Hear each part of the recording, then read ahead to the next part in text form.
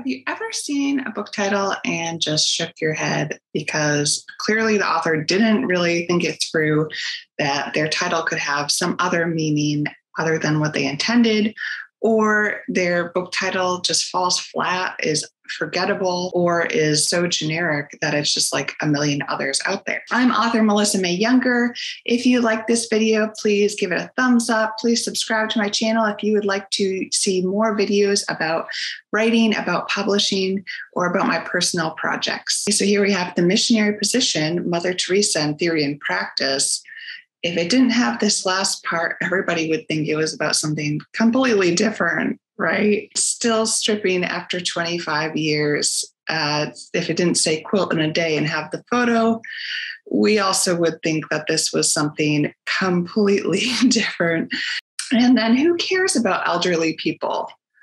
This sounds like it could be a rhetorical question in the sense of like nobody cares about elderly people. And it could be taken the wrong way.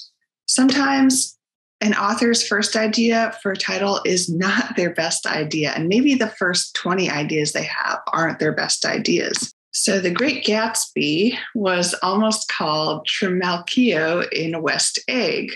Not quite as catchy. And Gone with the Wind was actually going to be Mules in Horses' Harness. Again, not as catchy or descriptive. And William Faulkner's The Sound and the Fury was almost called, would you believe it, Twilight. Those are just some examples of titles that authors thought of that thankfully they did not stick with. So when you're trying to figure out the title of your book, you want to ask yourself 5 questions. The first question is it descriptive and accurate? The second, is it catchy and easy to remember?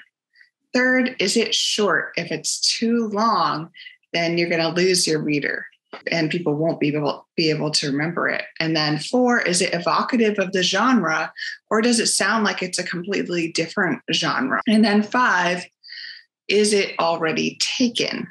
And so sometimes you can fudge this a little bit if somebody has only part of your title in their title, if there's only a little bit of overlap. But if there are like 10 other books with the same or such a similar title, then you really should think about not using that title because your book is just going to get lost in the mix when people are looking for it. Let me give you some examples of good titles, great titles, and bad titles. Okay, so I found this new release called Compassionate Leadership: How to Do Hard Things in a Human Way. And that seems like a good title for a book to me. It's descriptive. You know exactly what it's about, compassionate leadership. And then it's got a nice subtitle there. When I put it into the search engine, I realized there are a lot of other books that have the same title, Compassionate Leadership. And they have some overlap in terms of the genre and the content. So I would actually say that this is a good title, but not a great title because there's too much overlap with books in the same category with it. So that was a good example. Now here's a great example. Death in the Sunshine. This is a great title because it, even without looking at anything else, you know, this is a mystery book, right? Death in the Sunshine. Somebody dies and that someone's probably going to have to be figuring it out. And there are no other titles that have Death in the Sunshine except for this Love and Death in the Sunshine State, which is also a mystery. But there's not enough overlap that these books would be confused. And so if you look through the rest of them, it's all this other stuff that is not even close to Death in the Sunshine. So they did a good job of picking a title that made their book stand out, that fit the genre, that describes accurately what it's about. It's short enough, it's catchy. You're going to remember Death in the Sunshine. Okay, so here's an example of what I would think would be a bad title, Chain Breaker, because there are already a couple of books that have Chain Breaker. And it looks to me like these are probably fantasy from just looking at the cover. This First one is the Chainbreaker box set. So this is the name of the series is Chainbreaker.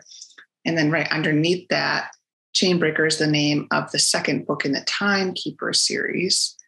And then there's Chainbreaker's War. A Seneca chief remembers the America Chainbreaker.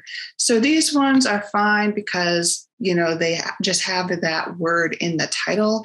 But if you just wanted to call your book Chainbreaker, and that was the main thing that people are going to recognize, it's going to get lumped in with a lot of other books of authors who thought of the same title. It also is not that descriptive, right? It could mean anything. Who is breaking what kinds of chains? We have no idea. And this is used across many different genres too. So it doesn't really tell the reader what genre your book is. So that's why I'd say it was an example of probably a bad title. And the author should have thought of something a little bit more unique and a little bit more descriptive. So I hope that's helpful for you in helping you to think about choosing a title for your book. I would recommend just writing out a bunch of different ideas and then just go look them up and see, make sure it's not taken, make sure it is unique, ask people about it, ask people, especially who read that genre, hey, would you read a book with this title? Does this title seem like that genre? To get a good idea.